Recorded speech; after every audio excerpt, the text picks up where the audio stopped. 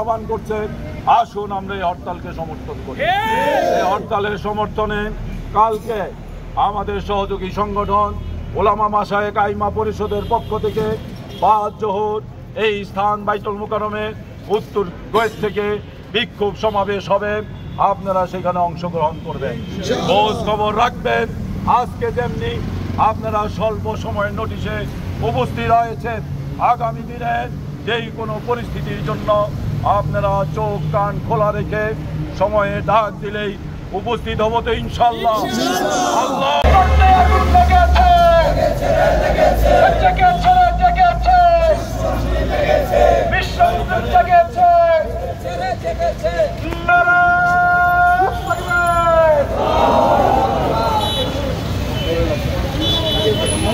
আলহামদুলিল্লাহ, সংগ্রামী ছাত্র আন্দোলন ইসলামী আন্দোলন বাংলাদেশ গাজাবাসীর আহ্বানে আগামীকাল বিশ্বব্যাপী হরতাল সমর্থনে আজকের বিক্ষোভ মিছিল এখানেই সমাপ্ত হচ্ছে।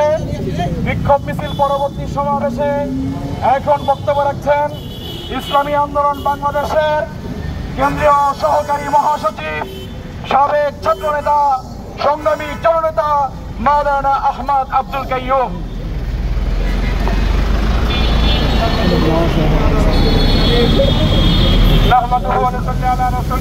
সংগ্রামী ভাই বন্ধুগণ, আজকে আমরা ইমানের তাগিদে গাজাবাসীর উপর বর্বর হামলার প্রতিবাদে আমরা আজকে রাস্তায় নেমে এসেছি।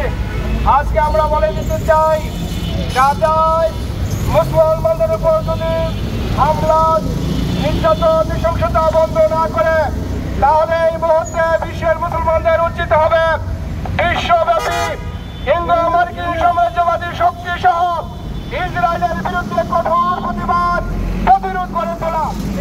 এই জন্য বাংলাদেশের পক্ষ থেকে আমাদের সমর্থন তাৎক্ষণিকভাবে আমরা আজকে মাঠে নেমে এসেছি। আগামীকাল বিশ্বব্যাপী যে হরতাল আহ্বান করা হয়েছে, আমরা ইসলামী আন্দোলনের পক্ষ থেকে হরতালকে নৈতিকভাবে সমর্থন করছি এবং আগামীকাল জাতীয় প্রেস ক্লাবের সামনে ৫ জোহর যে প্রোগ্রাম হবে সেখানে আমরা উপস্থিত থেকে গাজাবাসীর পক্ষে আমরা অবস্থান নেব ইনশাআল্লাহ।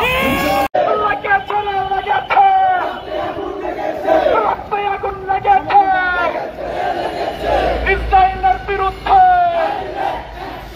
ডাইরেক্ট অ্যাকশন, ইসরায়েলের বিরুদ্ধে